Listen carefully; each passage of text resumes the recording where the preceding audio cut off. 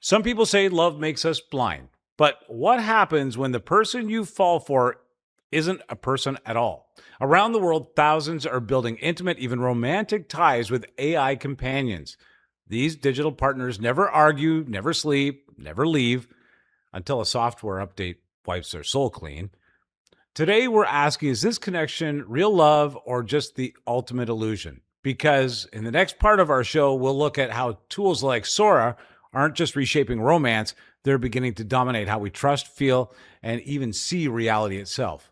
Scroll your Instagram today and you'll see it. Videos that look real but aren't. Welcome to the Sora era, where AI can flood your feed faster than any human creator ever could. It's dazzling, it's unsettling, and it might be the moment authenticity in media finally ended.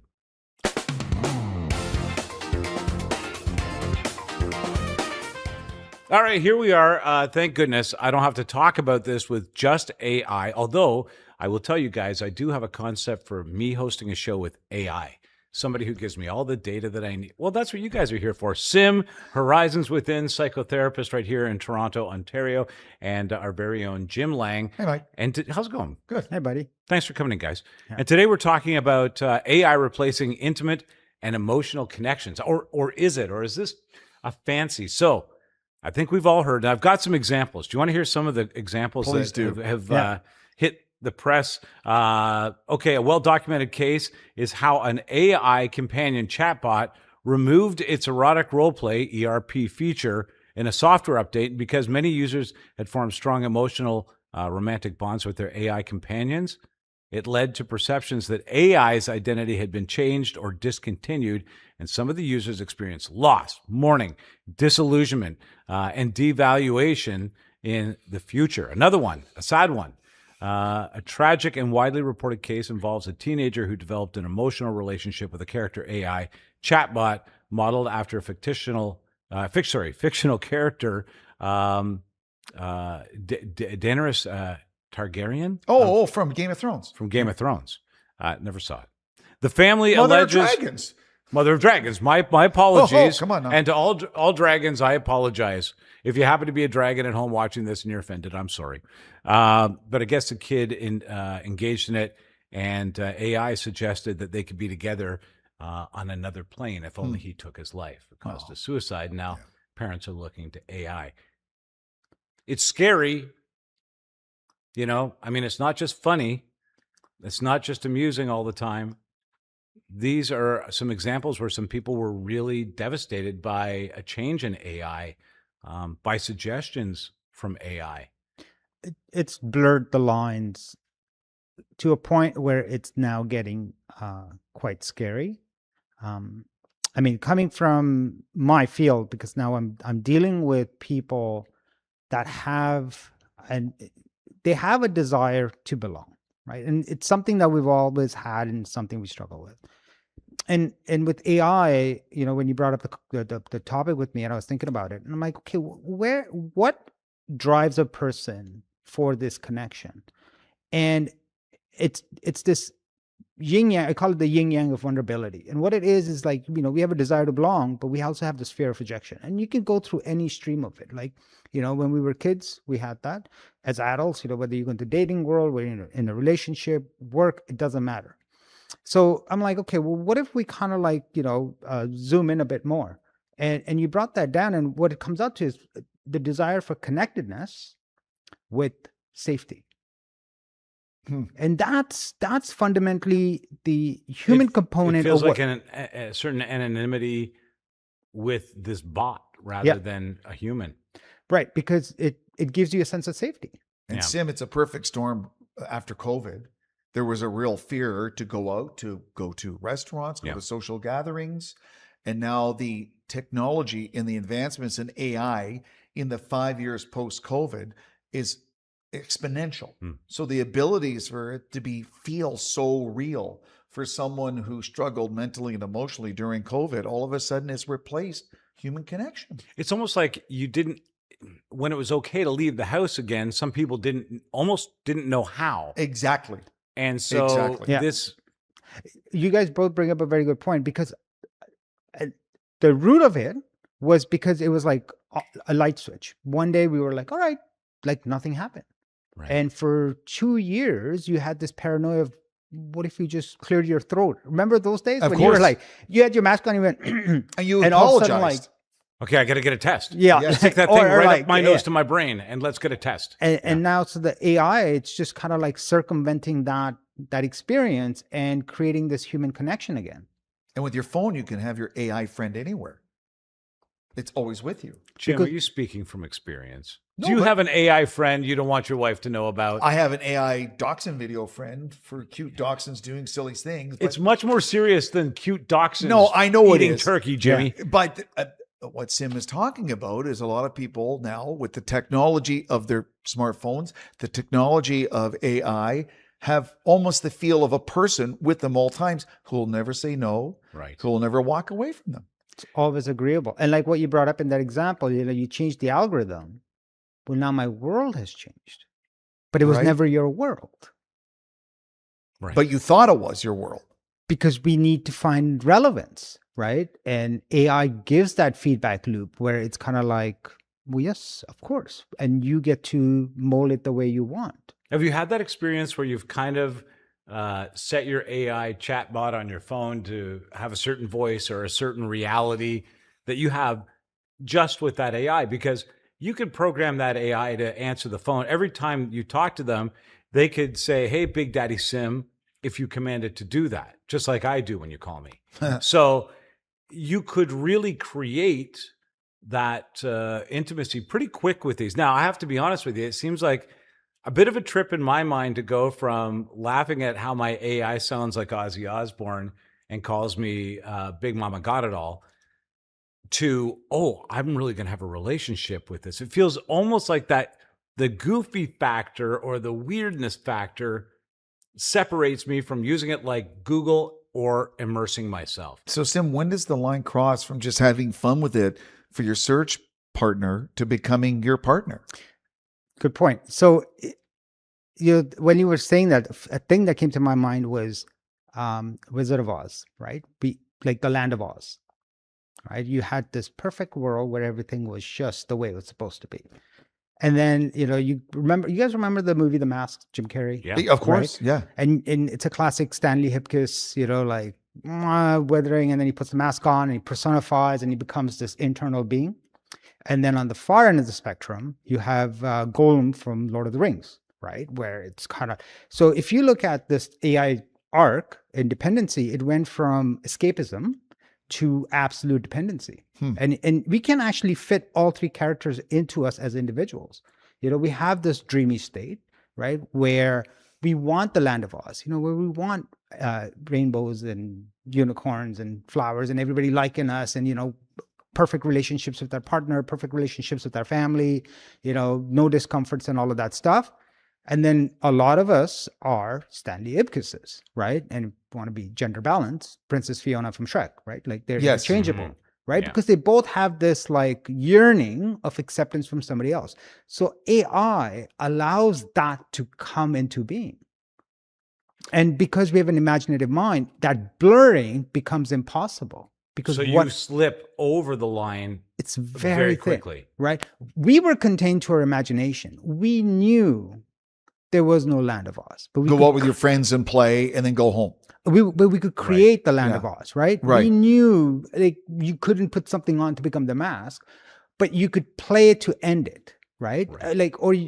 Again, like I'm not, but for us it was a mask. For them it was a tiara, right? And Role playing was a very common way of coping, but it Yes. was also very physical. right? And there was sharing, right? And because there was no digital spear to give a feedback loop to the way you wanted to manifest, what AI is doing is it's materializing the imagination. Are there certain people, Sim, more susceptible to being sucked in by the power of AI than others? Yes. I would say we all are. It's just those that have an ability to discern are able to then say, hey, I know fact from fiction, right? And it goes all the way to knowing that I could wear a Superman costume underneath my shirt when I went to grade 2. Yeah. Right. But I'll never be Superman. But Right. but there was a way to have a distinction. Yes. And it's the same. It transfers over. It's just that we feel very uncomfortable in truly expressing how we feel, right? The fear of rejection, that then we kind of go, but I want to belong. So if the trend's going in that direction, well, then let me go in that direction. Because if I oppose it, well, now I'm on the outside. And if somebody's validating without threat, well, obviously there's going to be a sense of attraction because now I can escape that reality. And if you look at COVID and the isolation, but now you look at, well, I can do it in the comfort of my own home. I don't have to explain myself. So this is interesting. You meet personalities and you think to yourself, this is an inward personality that doesn't really want to interact. This is not a nice personality that I'm interacting, or this is an unfortunate personality. Yes, I've read the comments.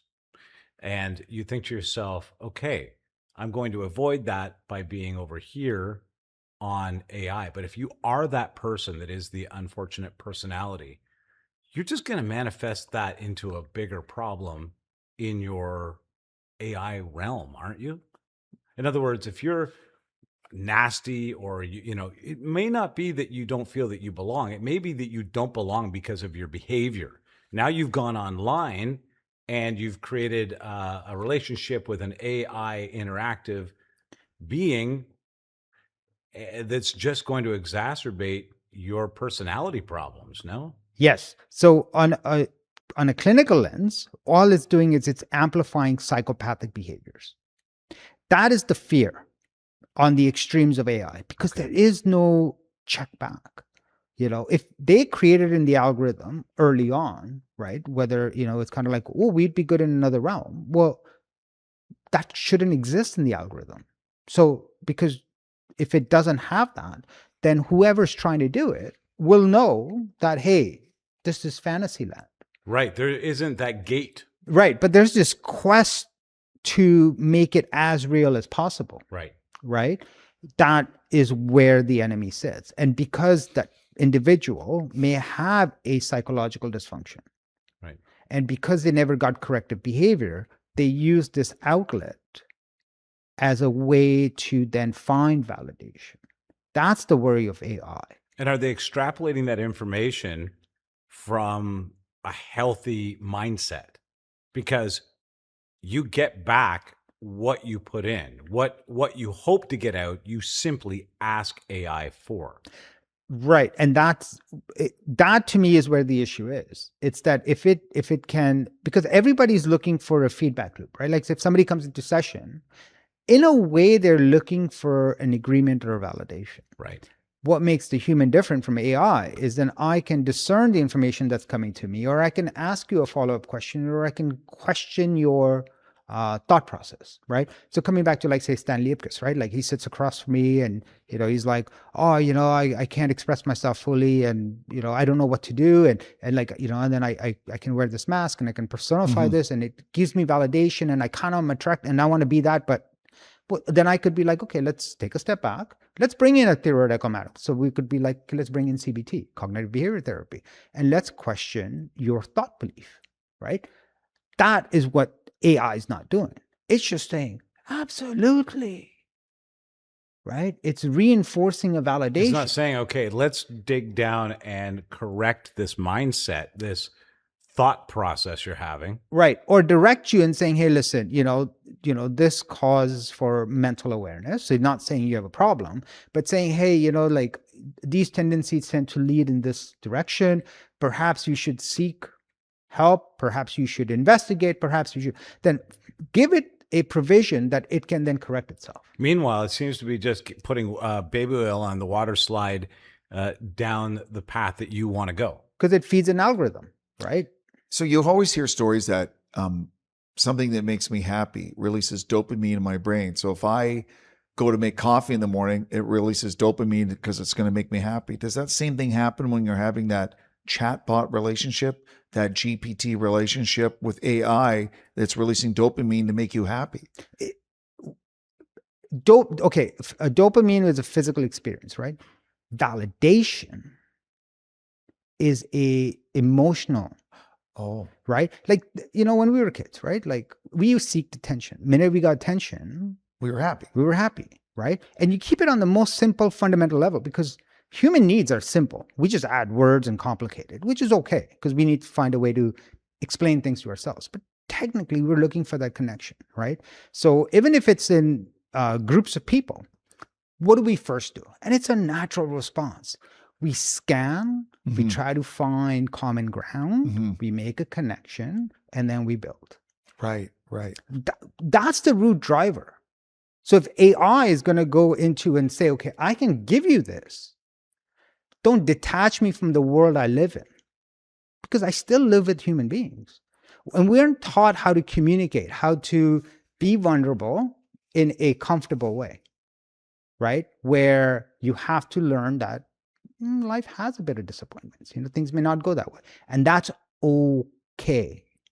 And you learn from those problems, right? And that's that's where you create solutions. Right. And that's what AI is stripping away. It's stripping that sense of fear. It's stripping away that sense of hurt. But that's being human. Okay, so now somebody's having a romantic or explicit relationship with a chatbot. They're in a relationship, maybe a marriage. This seems like it could be just as destructive as anything extramarital that you could do to your relationship or to your marriage. Do you see that as an ongoing problem from here on in? Yeah. So psychologically, it is a huge problem because what you're saying is I'm physically with this person, but for everything else, I don't see a connection. Right. That makes no sense because we're human beings, right? You cannot have a non-human connection with a human being. You cannot have a non-emotional connection with. Well, there's even reports of AI encouraging the person that they're interacting with to end their relationship with this other person. Right. To do this with their family unit. Right. And that's why it's like programming can solve this problem in a way. But the advantages in like when it comes to like couple therapies and stuff like that, these models can then reteach certain behaviors and the mechanisms that we didn't inherit from the family that we lived in. Okay. So we can culturally absorb, like we absorb how our role is as a partner, whichever role you want to pick, based on what we see in our early years, right? And this is where environment plays a difference, culture plays a difference, and we can go into the infinite labyrinth of what, where, and why, right? But now, because we have the ability, you could then say, hey, look, it's about communication. It's about respect. It's about duality. It's about give and take compromise. Now you could have this secondary relationship for both the partners that they can then use as a way to re-regulate how they communicate with each other. So now you have, I guess, a four-way relationship, right? But it's equally balanced. But if you're using it as, back in the 80s, it was porn addiction, right? Like, so it's the same thing. It's just picking. Oh, for Gemini it was, yeah. You look familiar. Yeah. It always makes sense why. But Sim, so my concern is a group of teens and young adults who are developing their social skills through AI and chatbots. Eventually, don't they have to learn how to do interpersonal skills with real people? Well, can they do that after they get addicted to the AI? Yeah, if they've created a perverse Harry Potter world in which they're going to high school and interacting with how can they have real interaction? It gets harder. It gets challenging, but doesn't mean it's impossible. Okay. Right? Because as we have mechanisms to introduce both, because it's the evolution of things.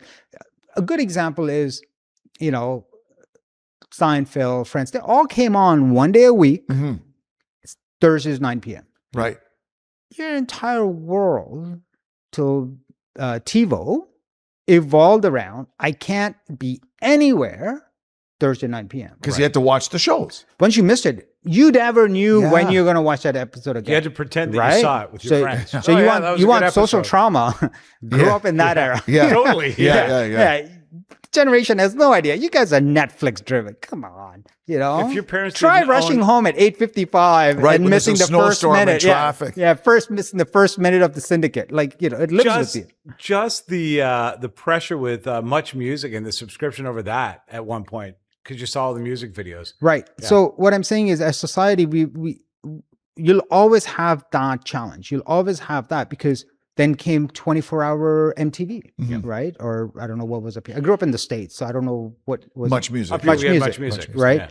And so the thing is, now we've evolved to that. So if you look at us as teenagers in the Much Music era of 24-hour cable, now all of a sudden Saturdays in the summer, you were home watching TV. 10 years ago, when there was no such thing, you were out playing ball. Mm-hmm. Mm-hmm. So that generation looking at us at that time, You're right. I well, get you. how are you going to learn to make friends? Well, Yeah. you're sitting at home on a Saturday in the summer and you need to be outside. And if I see you before the sun comes down, you're going to have it. By the way, they were right. They were right. We have devolved since we got on our bicycles and went out and pretended we were the Dukes of Hazzard. Yes, I know. Not No, but we politically were a correct. healthier generation, right? No, but what I'm saying is we learned how to evolve Right. and develop skills. We forget that we have an ability to naturally talk to people. Right. And that's okay because that's part of life, right? Like we always remember our hurts rather than our successes. I don't know why our brains are wired Human that way. nature. It is designed that way. But at the same time, it's also repeat till you perfect, right?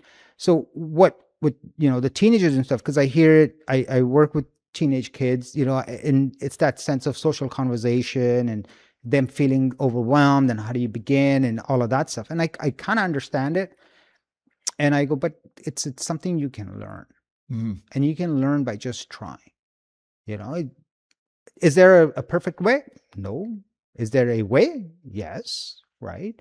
And then you just find that reference point. But the key is being able to talk.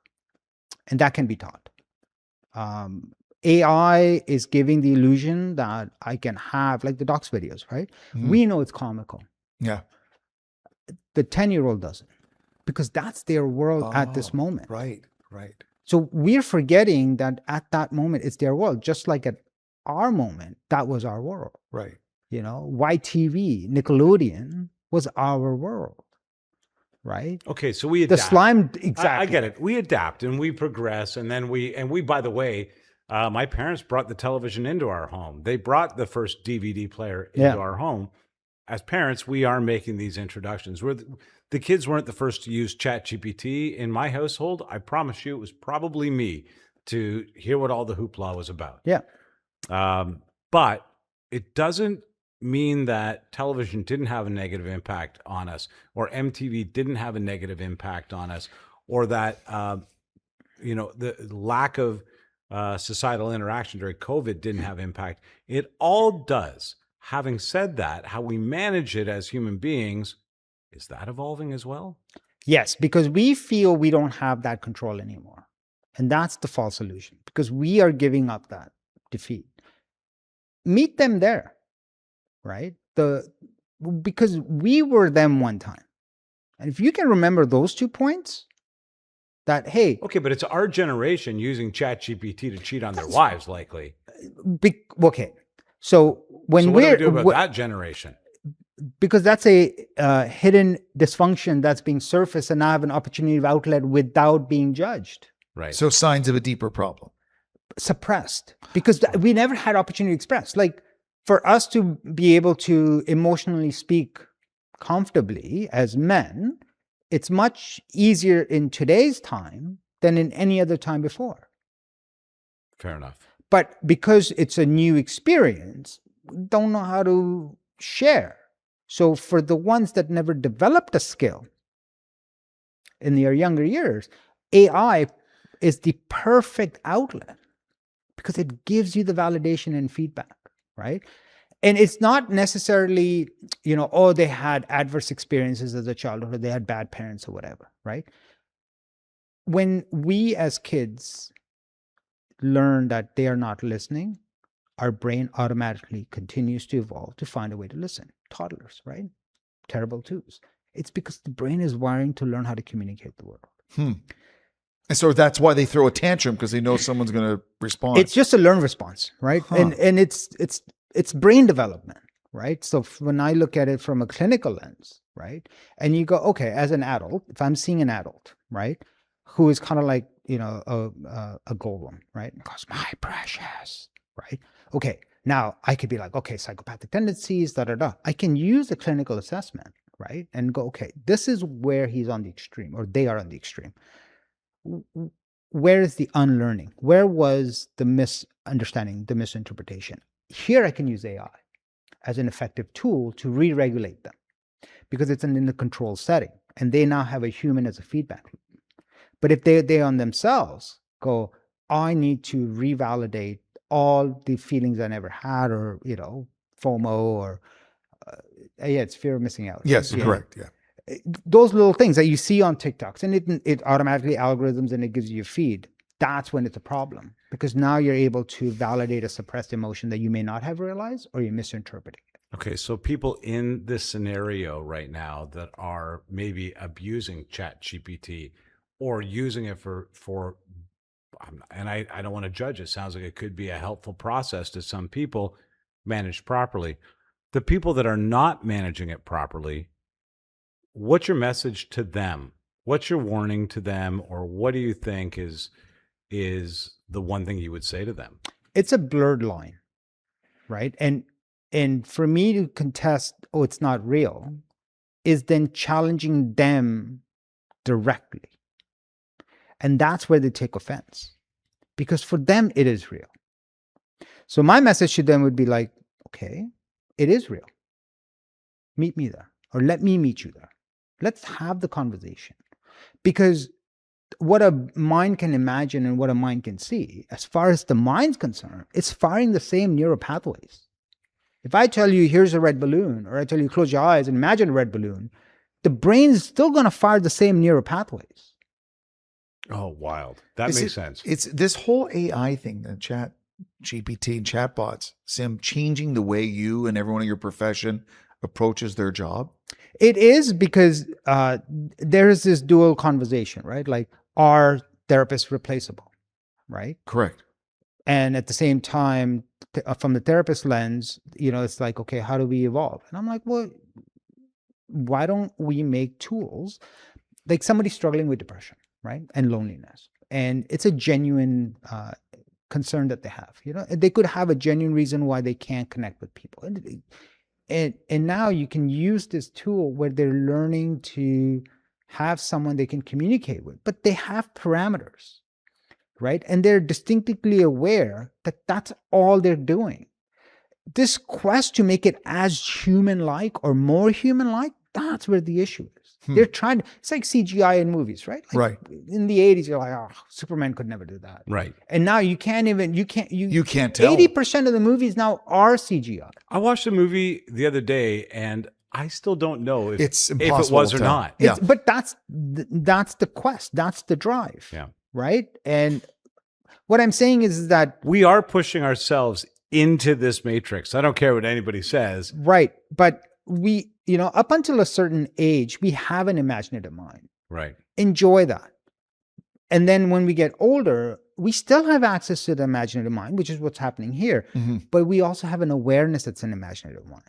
And that becomes individual. So if you decide tomorrow, I'm going to have an AI wife, as long as you understand that that's an imaginative wife, but yet you have to invest more in the real person that you're with, you have control. How many people are actually able to do that, though? None of us. Huh. Yeah, that's the truth of it, right? Because everything sounds great in theory until you come to reality. But majority of us have the ability to make a distinction. All of us struggle with the stopgap of it because this feels good. I'm not going to upset that person. I want to be gender neutral. I'm never in trouble. Right? And I don't have to take them out for dinner, and they're going to give me the answers that I seek. They're going to give me the assurances that I seek. They're going to laugh at that corny joke that nobody else did. But that is not where satisfaction and gratification is. And this comes back to the nurturing and development that we had societally and where we were, right? So to give you an example, I was born in India. I was 13 when I left, but I moved to the US. And I was 20 when I moved to Canada. So I have an experience with 3 distinct cultures. Yeah. Oh, yeah. Right? And when you look at, from a conservative, mindset, like, where like my parents didn't express emotions and no PDAs and that stuff. And even in society, it was very limited. I'm not saying India is like ultra, it's limited compared to when we moved to the States as 13-year-old. And it's like Pretty eye-opening, isn't It's it? very eye-opening, right? But then when you came to Canada, Canada is a little bit more conservative on the spectrum of where America is. So for me, it was like these whiplash arcs where I'm like, okay, you know, It's gotta be so wild. Right. Yeah. But what I'm saying is, we all have to then figure out what we do with that information because we have the ability. Yeah, you have to be somewhere in that web of these experiences. Right. And AI can serve as a tool, but for a lot of and you see it more in men. Like I work with a lot of men, and especially mental well-being. And one of the things I work with is self-identity, because it's like, does my career define my identity? Does my body and my physique, does my role as a parent, as a father, as a wife, right? Men struggle with it far more than women do. Wow. Really? We always have, right? Like, I mean, even when we were kids, right? Like, because we don't deal with it. We just kind of like, I get it. Women look for their identity in their peers and in their friendships. And they talk it out with their friends. Yeah, you know, it's like He-Man Woman Haters Club, right? Like you found a way to figure it out and you never expressed emotions, and like asking a girl out was like the end of the world. Like, so then the chat is the... You got this, right? Yeah, I got this. Yeah. Okay. But then the chat is a way to express yourself. It makes it easier because now you've escaped all of that. Yeah. You've escaped that uncomfortableness. You've escaped that pain. You've escaped the horrors of rejection, right? I don't know how asking out for prom for you guys were, like your experiences with, you know, right.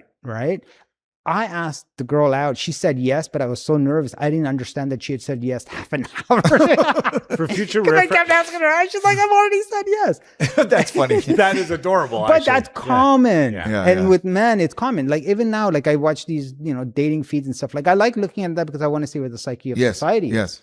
And the stuff you hear, you know, but it's a person that went on AI, got the pounders in the making because they are trying to get thing. That's where the misdirection is. Have an honest conversation. It's okay. You know what? This is what it's about. It's about vulnerability. It's about understanding. And just talking. That we have a desire to belong, and we have a fear of rejection. And that's okay. Fundamentally, that's absolutely okay.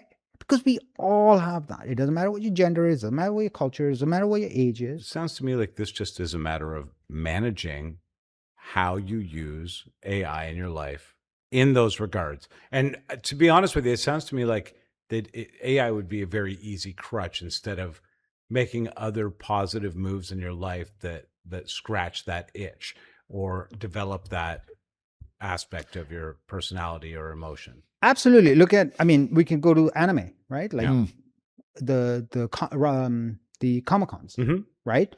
That's a physical manifestation of AI, because now you're actually stitching and coming into a character, going in for 3 days and expressing that, and other people that belong in the anime world are connecting with you. Like a support group. Oh my God. We need to make sure that AI and cosplay and fan expos are never allowed to breed, because I don't want to see Stephen Hawking flying through the air like Superman and landing in an oasis in front of me of Jell-O. I don't want it. Yeah, but what I'm saying is, I have friends that are huge Dungeons and Dragons friends. And they'll go to the Comic-Cons with it? They'll do cosplays. Yeah. In fact, one of them just got married last weekend, and they all dressed up as their characters. Really? And they went bar hopping. Okay. So to me, that is, and they're all amazing, great jobs, you know, getting married, you know, like, you know, they're like, you can do both. Oh, thank you. You can. But that's just their thing. You know what? You just made me feel so much better. Because you're right. Dungeons and Dragons is way weirder than AI ever was or will be. But it's been around for so many years, but you still have functioning individuals. Yeah, and they've brought new people in. I'm too nerdy, so like I've never gotten into these things. I've been invited, and I'm like, I got to be honest with you. I don't have the brain for it. We have a family game. Okay, yeah. My grown adult dumbass children and their dumbass dad. Yeah, we all have a game that a Dungeons and Dragons game that we play. Yeah. It is not so different. Everybody has their personas. Right. Everybody has their quirks. We go out, we come outrageous for a moment with these characters. Yeah. So it's possible. Yeah. But because you have that ability to think. But you'd still take it into your real world. You still imagine it, or you're chit-chatting, whatever, or you're finding somebody that has something common. So it comes down to a desire to belong. That is the most innate human thing. And we are misunderstanding it. And we're saying, well, no, just strip all the words away. And you go to the core function of it. There's a desire to belong. We're going to ping. Something's going to hit. Something's not going to hit. It's okay. Right? As long as we're doing it respectfully, which is got to be taught. AI has certain tools that we never had before. Is because we can shape it to express conditional behaviors that's missing. So like, learning how to regulate and what no means, right? So this whole the Me Too movement. Right. Yes. We learn from it and instill it. So if you're a programmer, because it's a person sitting there and typing code in. If at the start, there was an individual that created this algorithm that's feeding on itself. Well, what's stopping you from inserting those aspects early in the game? Those virtues Interesting. that don't ever change. And I'm sorry, like make that the function of it. Because can you do that? Can we make the programmers create stuff like that helps people? Absolutely. What's stopping them from it? Right? Yeah. It's a very fundamental step by the sounds of it compared to It's a very simple step. But now I'm not judging their mental capacities or their characteristics, right? But the less sociable you are, the more reclusive professions you pick, because you don't need to deal with engagement. So you work in a lab or you work in a computer center. You find ways to not interact. Right. It's interaction versus the environment. Because if I have to interact with you, that's causing me stress. Right. But it's because I didn't develop a tool. Because if you keep going back in time and you take that person and you bring them to grade 2, grade 3, and if they had learned how to communicate their feelings then, whether it's in a right? They would eventually not get overwhelmed as they got older into think, because that is what was missing. So now you amplify that and all of a sudden they're 35 years old. Well, guess what profession they're going to pick? They're going to pick a profession with the least interaction. So they're going to go to professions that are more structured to that. Interesting. IT is a great one. Accounts another one, right? Back then it was typist. And now you can do a lot of it from home, right? So that's where the programmer then goes, hey, wouldn't it be nice? Now, I'm not indicating that that's their train of thought. I'm just hypothesizing that, hey, wouldn't it be great if I could create this through code where I have a human feeling without the human experience? Well, that is the ultimate goal by the seeming it's like looming threat of the future is that we will have that. It's like I can solved. eat faux meat without feeling guilty. I ate a steak. No, you ate nothing. Right. Exactly. 0 calories consumed. You ate nothing. Sorry. I'm not disrespecting. No. I'm just saying, like, call it what it is. It makes a life a lot easier. That's why the AI is becoming an issue, because we're blurring the lines for ourselves as well. Right. And it's okay. But there has to be, like everything, there has to be limits to how you use it or what purpose it serves in your life. Right. So, if you look at it through like the bell curve, right? Like, so you take the extremes out, right? You take the psychopaths out. Okay. And you take the avoidance out, right? We as society sit in the middle somewhere. Right. And so if the middle is where we have pure ability to control AI and regulate and go, oh, nope, that's black and white, right? And that's you in the middle. Nobody sits there. Right. So either you're sitting here where you're fearful, right? Or you're sitting here where you're completely you've got absorbed. toes off the diving board. You're in. You're like literally, 2 steps away saying I do, right? And that gets closer to the fringe part. Yeah. Well, you know what? Find these people, right? And go, okay, what would benefit them to feel a little bit more engaged? You find these people and you go, what would they need to feel more real? Okay, and bring it more to the middle. Okay, bring them and then just give them ability to regulate. So what happens now? This is not going to happen in Cupertino. You understand this, no, right? But what I'm saying is this is where that programmer takes this vision and the community as a large, whether it's us as the end user or them as creators, kind of go, okay, you know what? It's good to have these. Well, you can have infinite creativity within that spectrum, right? But at the end of the day, okay, it's not going to border over. Without any kind of regulation from any oversight, will that ever happen? We need to look, even if even if they say they're going to, by the time you instill it, it's because this should come from, because there's been too many suicides or too many ruined relationships. This should come from the private sector directly rather than from the public sector. Okay. This is a private sector ask. And there's nothing wrong with ChatGPT going, hey, listen, this is something we're going to imprint. You're updating every time. Yeah. You've learned enough over the last 2 years. I know. I've lost 6 lovers to updates. You should see my divorce settlements. They're ridiculous. You don't have to pay ChatGPT. Oh, wow. You really went deep. No, because they do say, Sim, that AI is growing and learning exponentially at a rate beyond anything anyone thought possible. No, they thought possible. They just thought they were able to contain it. But then now the containment's out. Right. It's kind of like, the whole idea of Oppenheimer, and when they were trying, and they were like, well, is it going to, the air going to burn, right? Like, so figuratively, it's the same thing. It's the chain reaction, right? But you can contain it after a while, because eventually you keep plugging in the same code. If it's an intuitive learner, it'll be like, hey, wait a minute, I need to reinsert this. It's not going to reject it. It doesn't have the capacity to reject. It's going to. It's not going to be like. It's going to recall it and reinstall. Reinstall it, or you find a way, because yes, let it grow exponentially, right? But instead of being the boogeyman and putting people on the extremes, go, okay, my command prompts, whatever it is, because it's learning still, and it'll always learn. So the more you feed in, the more it's going to learn. Right? So you can control that. People forget that you still have control there. Yes, you don't have control here, but you have control there. But what's stopping the new ones that are coming into the field to instilling that code? There's nothing stopping anybody, but this comes directly from private sector. This doesn't come from government regulation. Well, it's like saying, well, if the parents parented better, I would be a better kid. I'd be a better person. Well, you have an ability to self-regulate.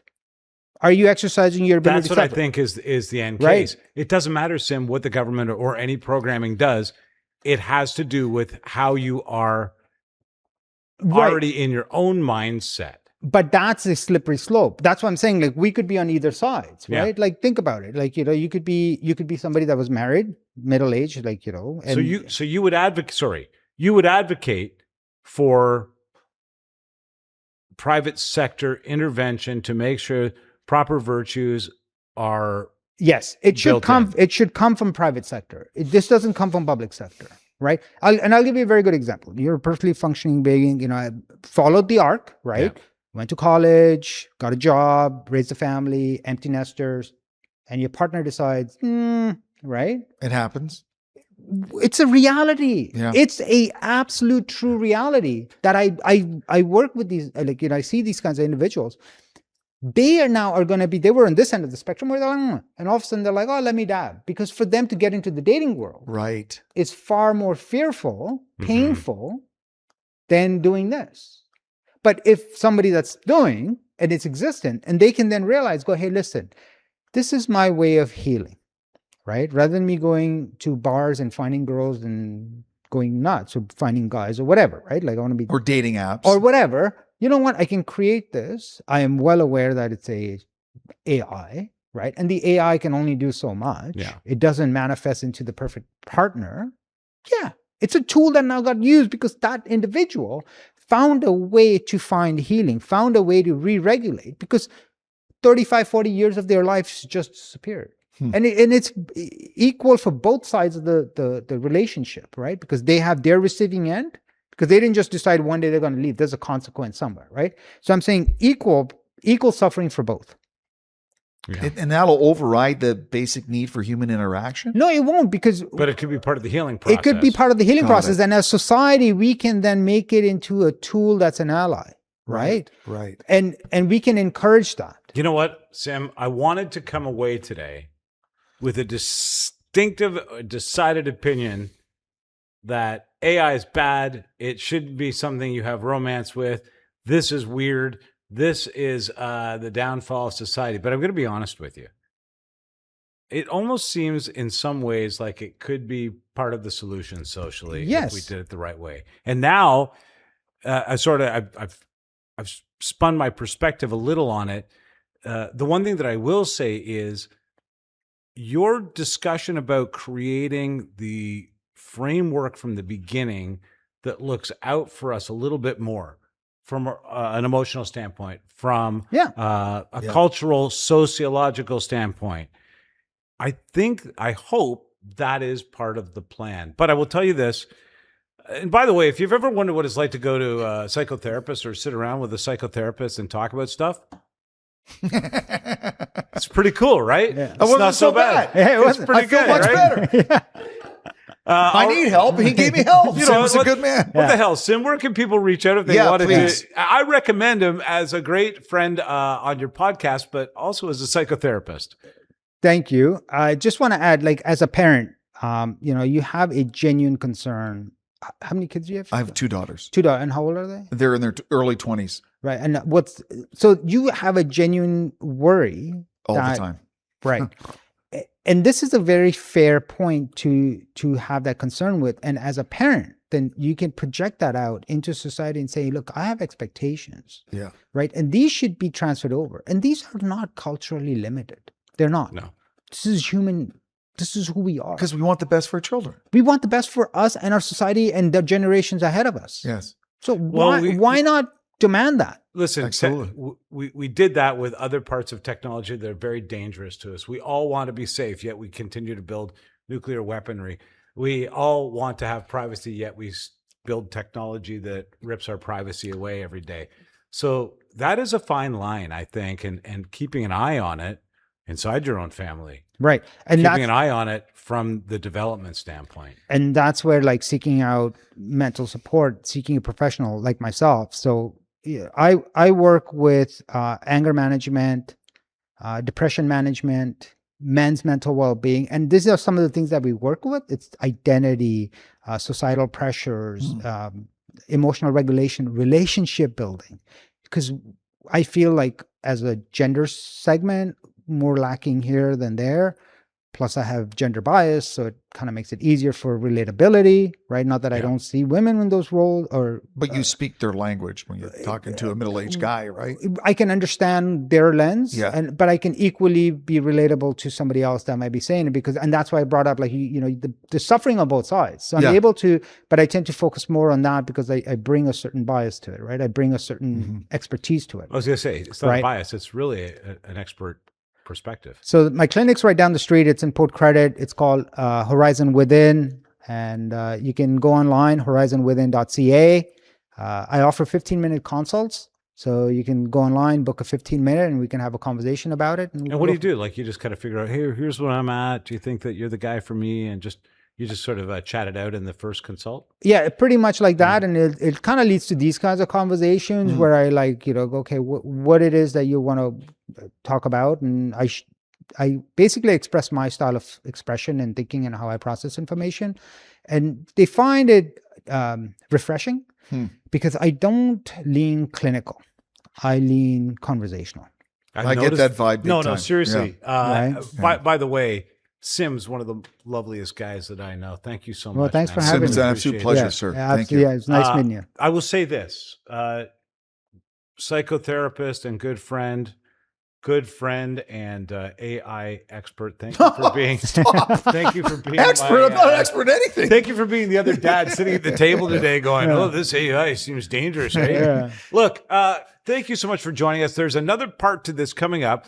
We're going to bring in Christoph, our very own in-house tech and digital media expert, and have a conversation next about what Sora has done, not just to social media platforms, but to our brains. Thank you. Subscribe, tell a friend, and we'll see you next time. See you.